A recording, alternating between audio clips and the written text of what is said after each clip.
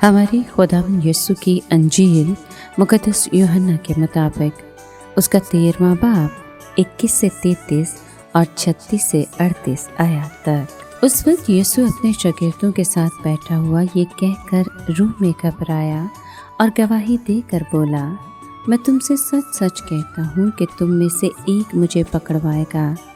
तब शागिर्द शुबा में होकर कि उसने किसकी बाबत कहा एक दूसरे को देखने लगे, और उसके शागिर्दों में से एक जिसे यीशु प्यार करता था यीशु के सीने की तरफ झुका हुआ था। बस शमौन पतरस ने उसे इशारा किया और उससे कहा कि दरियाफ्त कर कि वो कौन है जिसकी बाबत वो कहता है। इसलिए उसने यीशु की छाती पर झुककर उससे कहा, ए खुदावंद, वो कौन है? यीशु ने जवाब दिया, जिसे मैं लुकमा डुबो कर दूंगा वही है। और उसने लुकमा डुबो कर यहूदा बिन शमाउन अस्करियोती को दिया, और लुकमे के साथ ही शैतान उसमें समा गया। बस यीशु ने उससे कहा कि जो कुछ तू करता है जल्द कर ले। मगर हम नवालों में से किसी को मालूम न हुआ कि उसने ये उससे किस लिए कहा।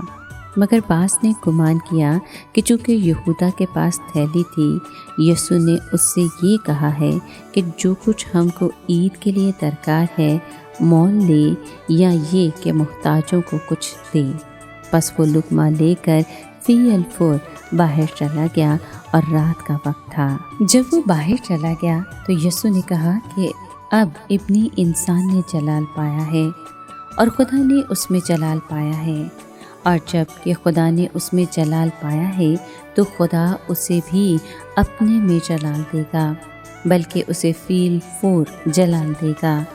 ए बच्चों, मैं और थोड़ी देर तुम्हारे साथ हूँ, तुम मुझे ढूंढोगे, और जैसा कि मैंने यहूदियों से कहा कि जहाँ मैं चाहता हूँ तुम नहीं आ सकते, वैसा ही अब मैं तुमसे भी कहता हूँ।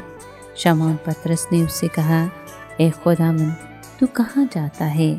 यीशु ने जवाब दिया कि जहाँ मैं चाहता हूँ, अब तो तू मेरे पीछे आ नहीं सकता, मगर बाद में मेरे पीछे आएगा। पतरस ने उससे कहा, ए खुदावंद, मैं तेरे